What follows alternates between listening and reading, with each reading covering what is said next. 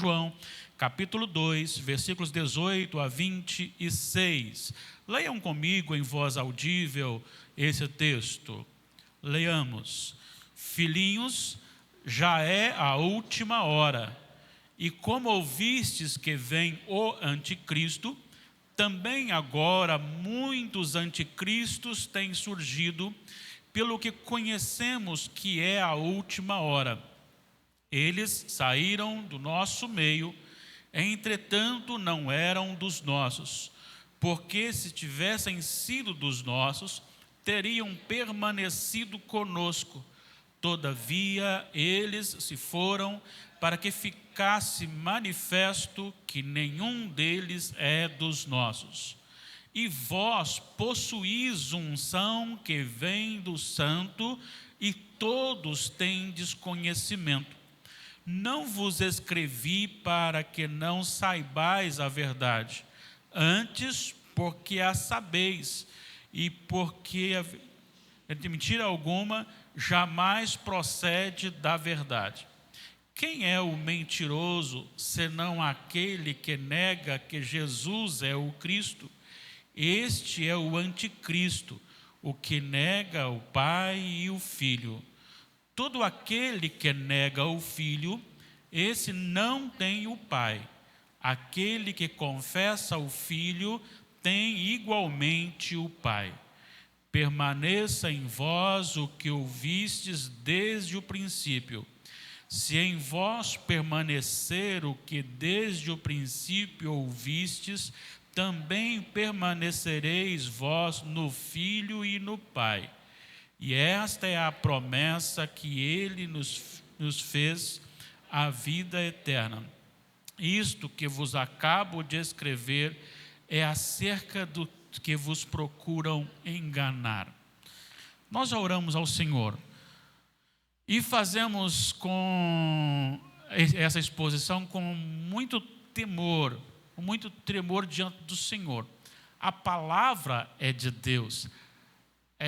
O que nós reproduzimos aqui tem que ser a palavra do Senhor. Então, por isso o temor no nosso coração e a nossa dependência do Espírito Santo.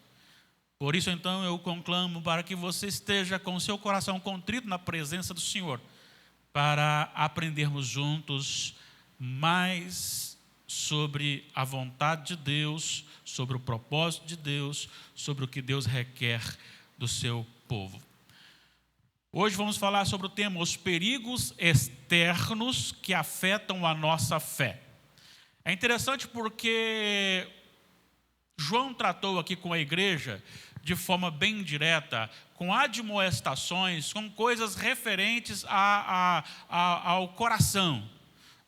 Ele falou a respeito de uma obediência aos mandamentos de Deus, os versículos 3 até o versículo 6.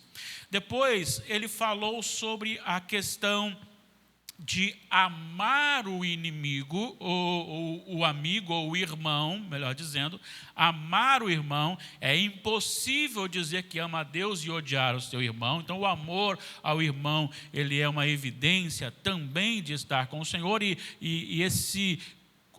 a corrupção do coração nos conduz a sempre deixar de lado o nosso irmão. Depois do 12 a 14, ele deu aí uma alimentada na fé, falando a respeito das bênçãos, que é o perdão já conseguido em Cristo Jesus, a vitória já conseguida sobre o maligno através de Cristo Jesus, e o conhecimento que se tem de Deus o Pai e de Deus o Filho. Isso fortaleceu, ele voltou novamente a exortar com coisas que estão de dentro, dizendo: não ameis o mundo. Então você tem a luta para obedecer a Deus, muitas vezes querendo desobedecer ao Senhor. Você tem o sentimento, muitas vezes, de odiar o seu irmão. E você tem também a questão relacionada ao amor ao mundo. Então ele dizendo: olha, não façam isso, trate do coração de vocês. Só que agora ele para e não trata mais de coisas internas que vão atrapalhar a nossa comunhão com Deus.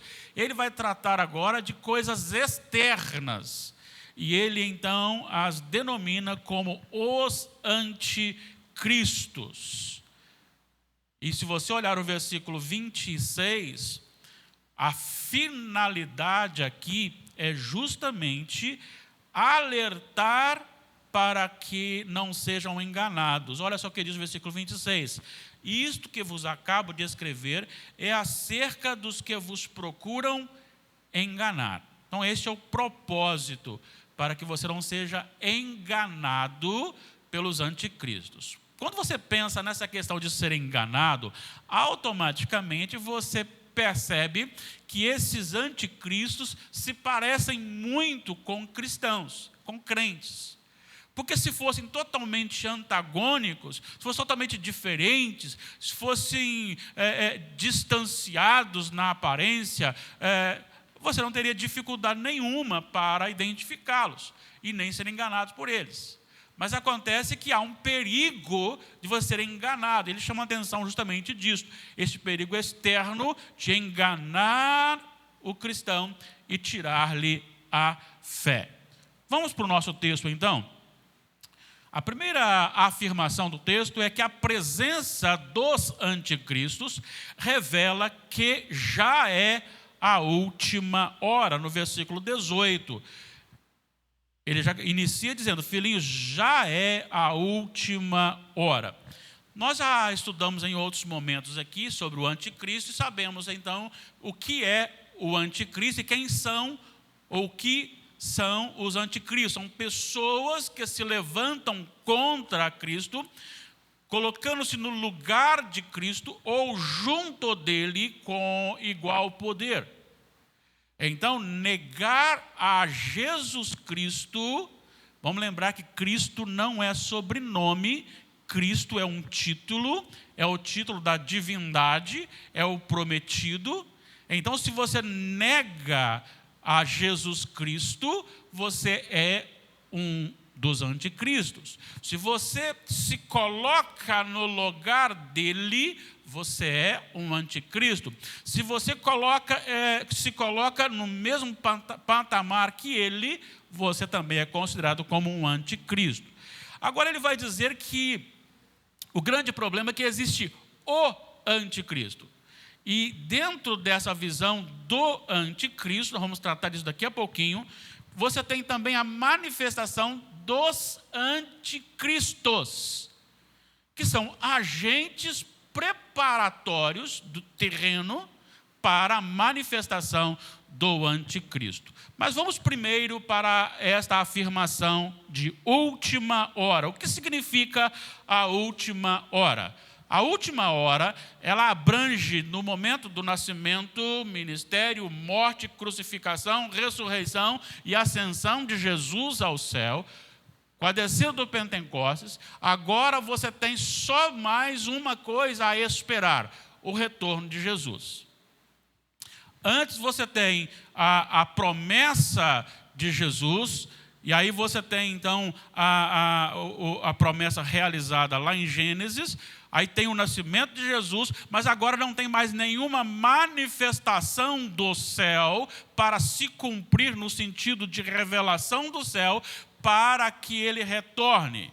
Apenas detalhes dessa última etapa relacionado a Cristo, ele agora só retornará. Esta é a última função e esta é a última hora. Mas também os acontecimentos de última hora, elas vão apontando para a aproximação da consumação, do retorno de Cristo. Lembro-me, quando ainda criança, de um senhor que dizia o seguinte: Cristo voltará nada, desde que eu entendo por gente, estou pregando isso aí, então Jesus não vai voltar nada, Jesus não voltará de forma alguma, porque não voltou até agora. Na verdade, ele já foi se encontrar com o Senhor para acertar a conta. Não sei qual o estado que ele foi. Mas a grande questão é que quanto mais o tempo se passa, mais as coisas vão manifestando, intensificando. Você tinha terremotos? Já tinha terremotos, mas não tinha a quantidade de terremotos que tem hoje. O grau de terremotos tem hoje. Você tinha guerras? Sim, você tinha guerras, nações contra nações. Muitos imperavam para tomar o governo até, quem sabe, mundial. A luta era essa. Mas você não tinha uma preparação como você tem hoje, política e até mesmo religiosa, para que se estabeleça um governo mundial. E uma das coisas que você tem dentro desse aspecto, claramente identificado, é o chamado Foro de São Paulo, que deu uma parada, que vinha a todo vapor, preparando o mundo para um governo específico. Então, quando você vê os acontecimentos, você vê o amor se esfriando, você vê o abandono, a correria, o dia a dia, e aí você não tem tempo mais para cuidar do pai, mas a mãe que estão idosos. Por quê? Porque eu tenho minha vida, tenho minha correria, não dá tempo para cuidar. E a gente começa então a vivenciar essas coisas, e aí, isso vai passando assim, de uma forma assim, muito sem ser percebida. Porque nós pensamos na questão dos sinais, coisas mirabolantes. Coisas acontecendo de forma mirabolante, esquecemos que a natureza está manifestando isto, e a rebeldia não menos intensificada no sentido de grau, mas no sentido de número de pessoas que se levantam contra Deus. Nações aí que antes eram berço, por exemplo, o berço da reforma. Hoje, um dos templos onde começou a igreja presbiteriana, que é a Escócia, está fechada. A frieza tomou conta. A Europa já vive no chamado pós-cristão. Ser cristão é um absurdo lá. E o Brasil, embora ainda haja um certo fervor, que para mim não é um fervor bíblico, mas ainda resiste, mas caminha para a mesma direção, para um misticismo terrível.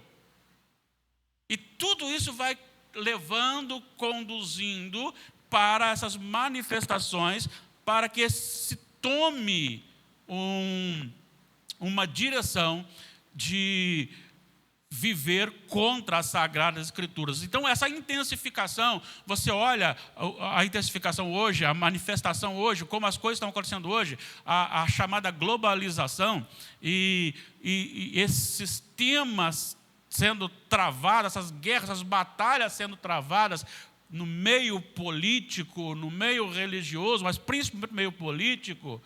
Isso tudo é só uma ação humana visível de uma batalha travada, espiritualmente falando.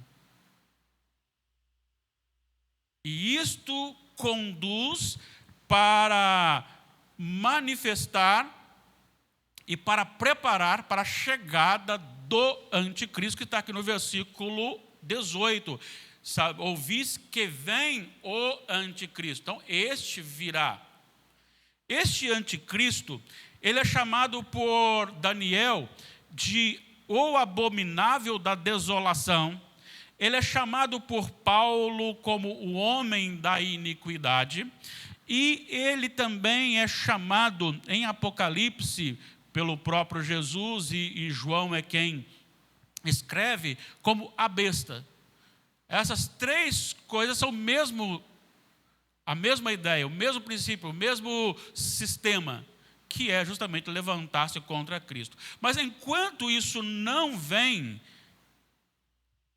a manifestação da rebeldia de crentes contra Jesus e de não crentes contra Jesus, que vão se levantando e se rebelando contra o Senhor, estes são a manifestação de que está bem mais próximo a vinda a manifestação do anticristo do que estava antes.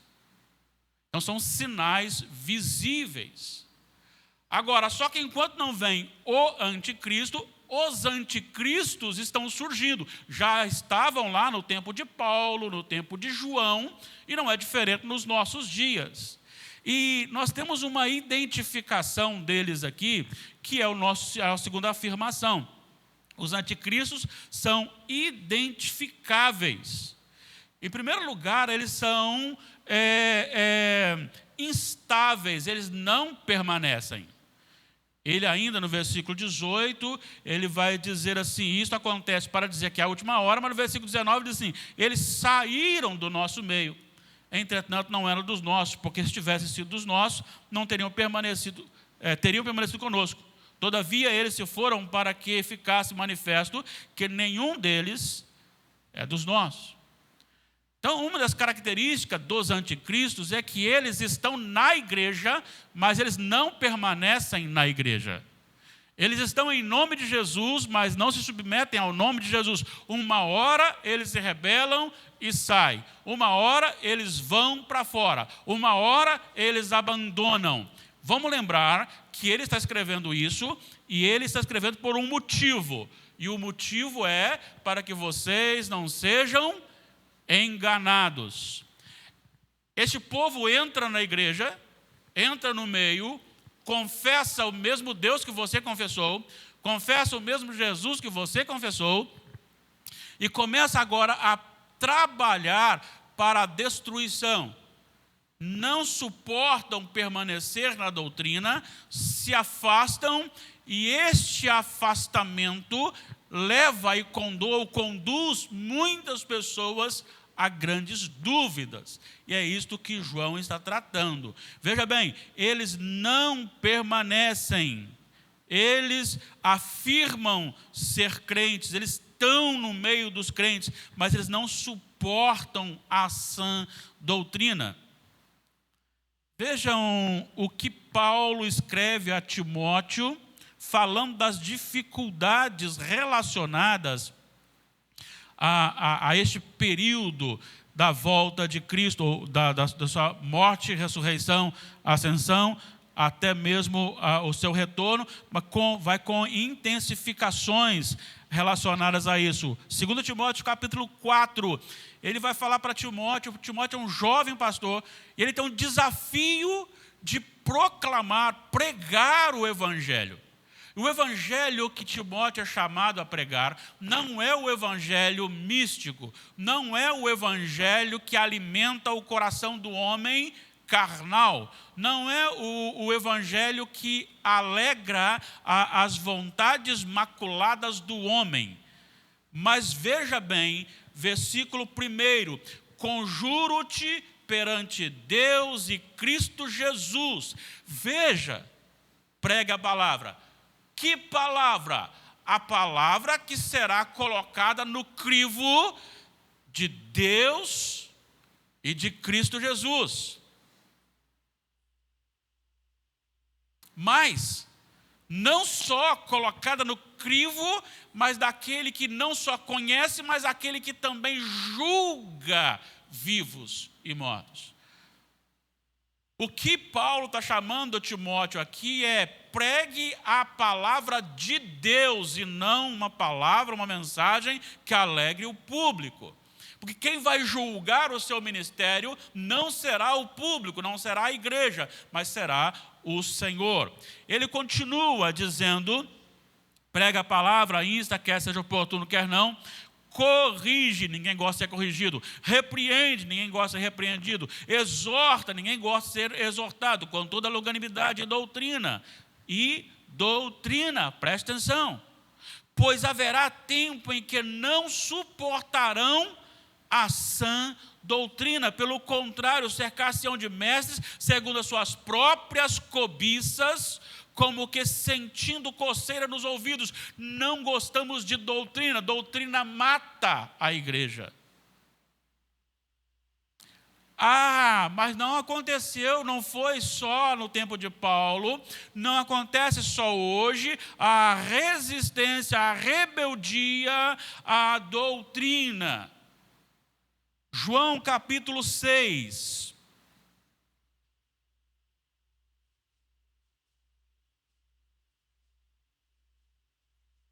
Jesus está proclamando doutrinas, e qual que é a doutrina que ele está enfatizando aqui? Ele começa no versículo 37, depois no 44, e ele vai falando que a salvação é algo que vem de Deus, e ninguém pode vir a Deus, a Jesus, se pelo Pai não lhe for dado. Versículo 65, por causa disto é que vos tenho dito, ninguém poderá vir a mim se pelo Pai não me for concedido. E diante das doutrinas anunciadas, olha só o que diz o versículo 66. À vista disso, muitos dos seus discípulos o abandonaram e já não andavam com ele. À vista disso o quê? À vista da doutrina. Enquanto Jesus estava ministrando curas, enquanto Jesus estava fazendo sinais, milagres, multiplicando pães, peixes, ressuscitando vidas, as multidões estavam junto dele. Mas quando ele sentou e disse, agora vamos doutrinar essa multidão, começaram a ir embora, a ir embora, a ir embora. Inclusive, a afirmação de Pedro será o nosso texto da devocional de amanhã. Para onde iremos? Só que Jesus, ele conhecendo o coração, ele vira para os discípulos, versículo 67, e perguntou, porventura quereis também vós outros retirar-vos? E Pedro responde, para onde iremos? Tu tens as palavras da vida eterna. Então, no tempo de Jesus também não se gostava de doutrina. No tempo de Jesus também não se gostava do conhecimento de Deus. O sentimento místico acompanha o ser humano desde o jardim do Éden. Então, onde tiver misticismo, a multidão se reúne. Onde estiver o sobrenatural, aos meus olhos, por isso a dificuldade de você identificar os anticristos. Por isso a dificuldade de você identificar os sinais do retorno de Jesus. Porque assim como os discípulos, como os judeus não reconheceram Jesus, porque segundo o profeta Isaías, Jesus era normal. Quando fala lá que ele não tinha beleza, não é que Jesus era feio. As pessoas ficam falando, Jesus era muito feio, porque Isaías diz que ele não tinha beleza. Mas a questão ali não é uma beleza física. A questão é algo que o destacasse. Alto, musculoso, né? Com aquele olho azul, cabelo bem tratado, e fosse diferente. Nasceu num palácio com uma bela de uma coroa. Né? Não, ele era um homem do meio, do povo. E isto dificultou, e isso impediu, porque os judeus esperam até hoje, o Messias sendo o glorioso à luz do seu entendimento. Riqueza, influência no sentido de reconhecimento popular. Mas esta dificuldade de enxergar a relação da simplicidade dos feitos de Jesus com as Sagradas Escrituras, com as promessas, fez com que os judeus negassem e chegassem até matar o Senhor. Então a igreja ama o sobrenatural. Se tiver muito, aí eu estou lá. Não, para estudar a Bíblia não, isso não. Para falar que Deus é onipotente, não, aí eu não quero não. Eu quero ver. Os anticristos, eles estão no nosso meio. Eles saíram porque não eram do nosso, e eles continuam numa rebeldia. Eles continuam agora fazendo com que você seja, lançando no seu coração uma semente de dúvida. Lembra de Satanás com Eva? O que ele fez com Eva? Começou a conversar. Ele não disse assim, eu sou inimigo do seu Deus e vim aqui, vamos acabar com esse negócio agora. Não, ele não fez isso. Ele provocou dúvidas no coração de Eva. E os anticristos fazem isto. Você já viu aquele que sai, abandona, vai para o outro lado? Tem aquelas pessoas que às vezes têm algum problema e se afasta, mas se mantém dentro de uma conduta e acaba voltando. Mas tem aqueles que saem e vão para o outro lado para desobedecer a Jesus em todos os seus mandamentos e faz isto culpando os filhos de Deus. Eu abandonei porque sempre tem. Eu chamo isso de síndrome de Adão. Eu saí porque a mulher que tu me deste. Eu saí porque a serpente me enganou. Eu saí porque culpado é um, culpado é outro, culpado é outro. E vai sempre lançando, e pode perceber, essas pessoas se aproximam de alguns da igreja e começam, olha só, aconteceu comigo e ninguém foi me ver. Mas só que às vezes você manda uma mensagem, às vezes você liga, às vezes você quer marcar uma visita, a pessoa não quer, e depois disso, ninguém foi me visitar. Como se isso fosse justificar. E isso ele vai movendo o coração. Espera aí, então essa igreja não tem amor? Espera aí, que Deus é este? Vai colocando dúvidas, dúvidas, dúvidas e dúvidas. É aquele que é rebelde e promove a rebeldia. Mas uma terceira lição é que há uma diferença, algo que você pode identificar quem é da linha dos anticristos e quem não é. A diferença entre os verdadeiros crentes e os anticristos é justamente a unção do Espírito Santo. A unção do Espírito Santo. Eu acho interessante porque João trabalha muito no capítulo 2, capítulo 1 também, e depois em outros capítulos adiante, mas eu vou pegar só até o 2, ele trabalha muito a questão da diferença entre verdade e mentira. Verdadeiro, mentiroso. Olha só, vamos aqui.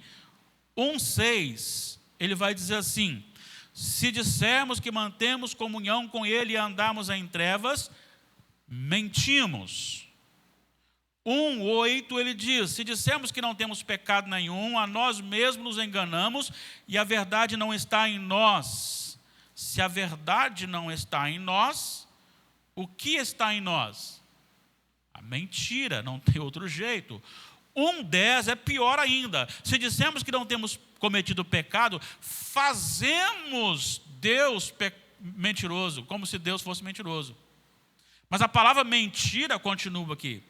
2,4, aquele que diz que eu o conheço e não guarda os seus mandamentos é mentiroso. E agora, o 22, quem é o mentiroso, senão aquele que nega Jesus? Ele trabalha muito essa questão porque ele diz assim: quem recebe ou possui a unção, recebe a unção da verdade. Olha o versículo 21. Não vos escrevi porque não saibais a verdade, antes porque a sabeis. Porque a mentira, porque mentira alguma jamais procede da verdade. Agora, o que tem a ver essa palavra unção? O que é a unção?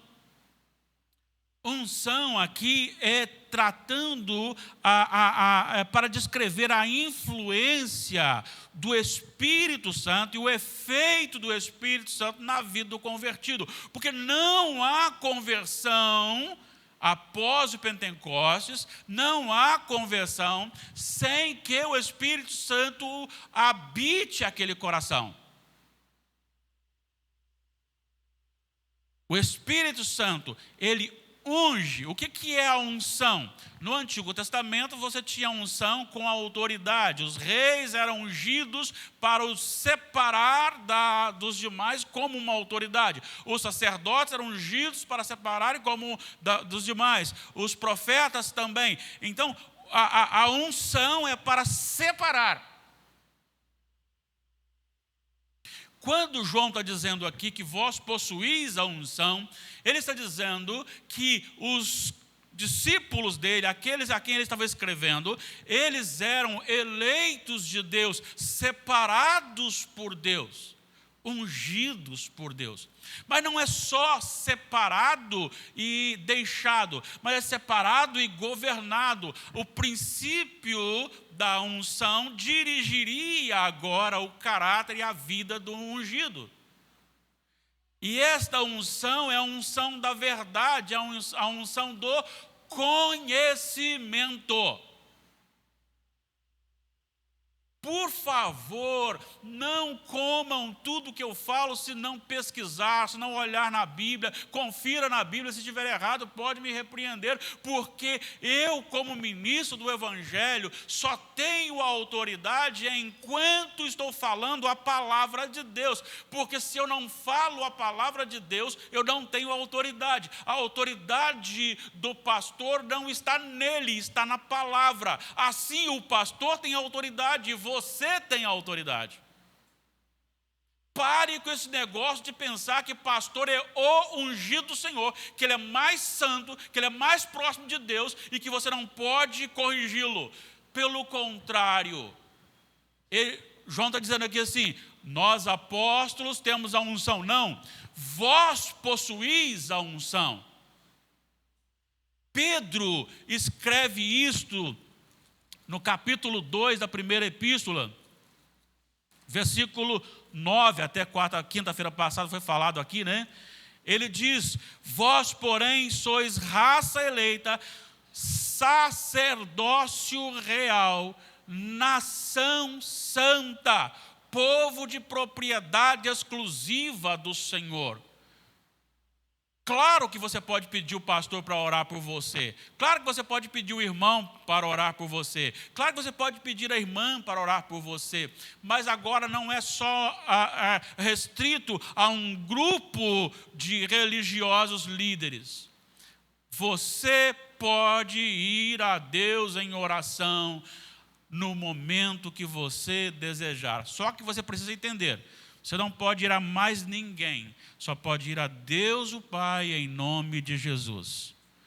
Jesus é o sumo sacerdote que fez de mim e de você agora sacerdotes e sacerdotisas.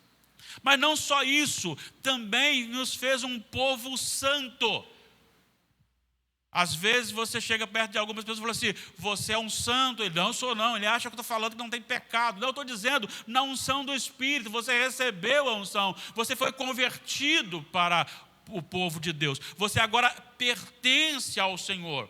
E este Espírito, ele revela a verdade. Qual é a verdade? Jesus é a verdade.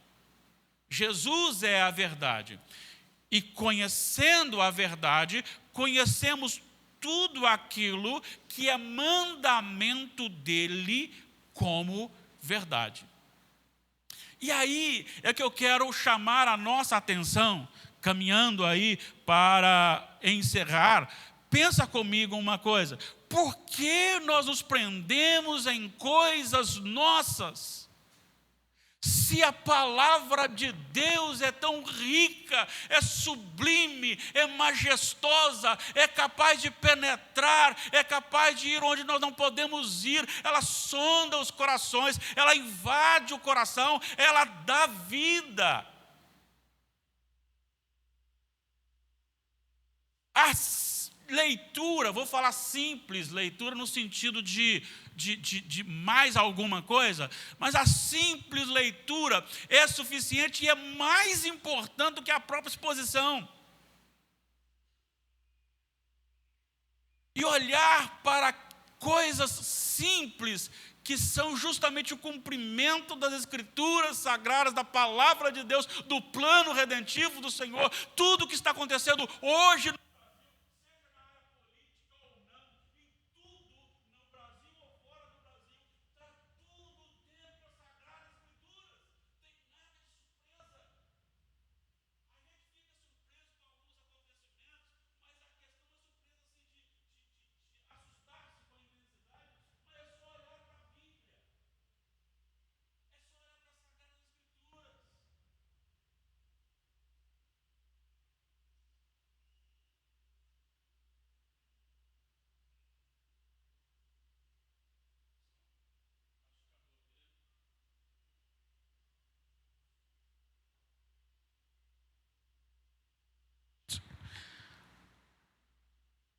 que eu me empolguei na palavra, cara, eu chego até a surdar o microfone. Mas vamos lá, a palavra de Deus é suficiente, irmãos. E é um dos pilares da reforma protestante. Só a Escritura, só as Escrituras. A suficiência das Escrituras. O Espírito Santo nos faz entender. E aí, então, Ele mostra os mandamentos de Jesus e me faz amar os mandamentos e obedecer os mandamentos como um amor direcionado ao Senhor.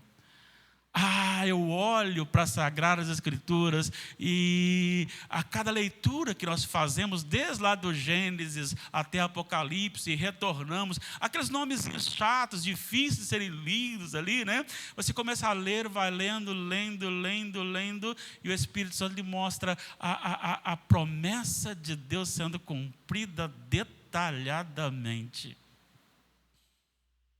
Volto a falar para vocês. Olha Isaías 53.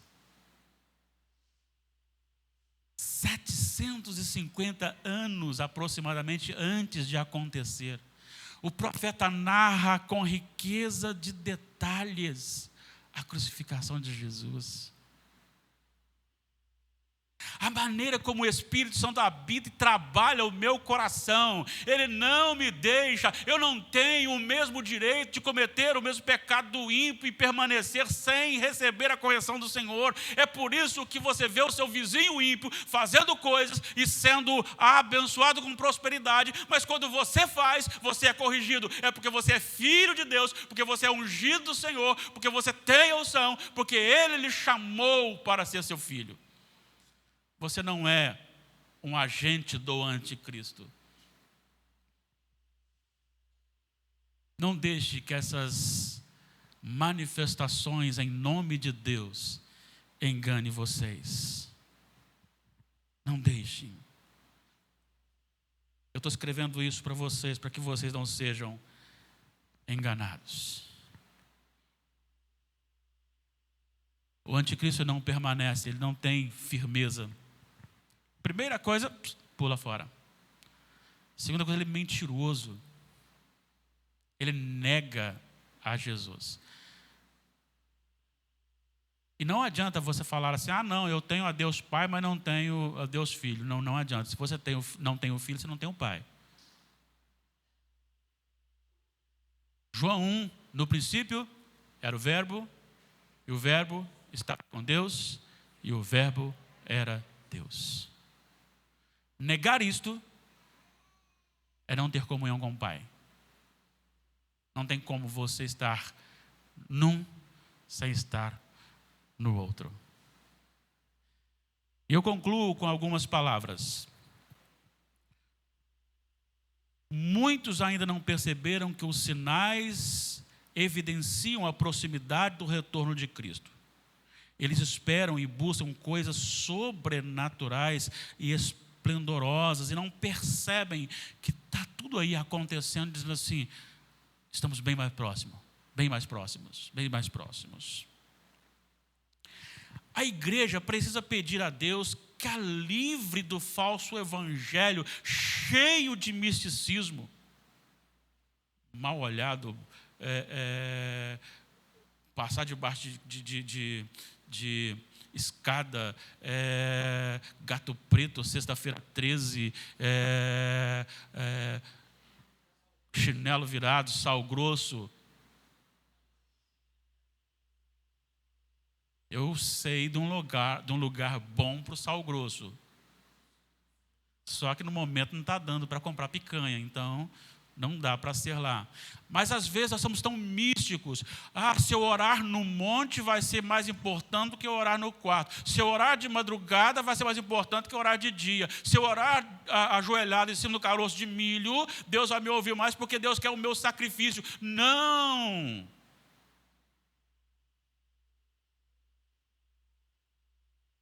Vamos lembrar que nós somos santuários do Espírito. Onde nós estamos, o Espírito Santo está. Se você acha bom ir lá no morro, orar por causa do silêncio, bênção. Mas não é porque você está lá no monte que vai acontecer alguma coisa sobrenatural. Se você prefere orar dentro do seu quarto, vai lá e ora dentro do seu quarto. Não é porque você está lá que vai acontecer algo sobrenatural. Ah, se você acha que se eu tenho que orar de joelho, ajoelhado, se eu não orar ajoelhado, Deus não vai me atender. Não. Se você quer orar ajoelhado como um símbolo de quebrantamento diante do Senhor, faça isso, mas faça como símbolo apenas. Se você quer orar em pé, que o seu coração esteja quebrantado, que o seu coração esteja quedado. Deixe o misticismo. A igreja ainda é muito mística. O homem tem muito de enxergar, precisa observar os detalhes que estão acontecendo.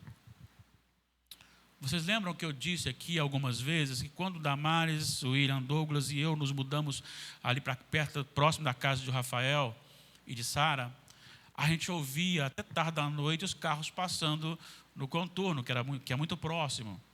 Mas com o passar do tempo, aquilo desapareceu. Os carros pararam de passar? Não. E às vezes nossos olhos se fecham para os detalhes que estão escancarados aí para dizer que estamos aproximando o retorno de Jesus e que o anticristo está para chegar.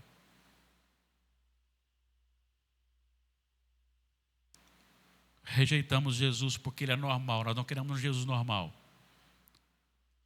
Nós queremos um Jesus diferente. Cuidado para não ser apanhado de surpresa. Os sinais estão escancarados. Coisas, ações e reações diárias.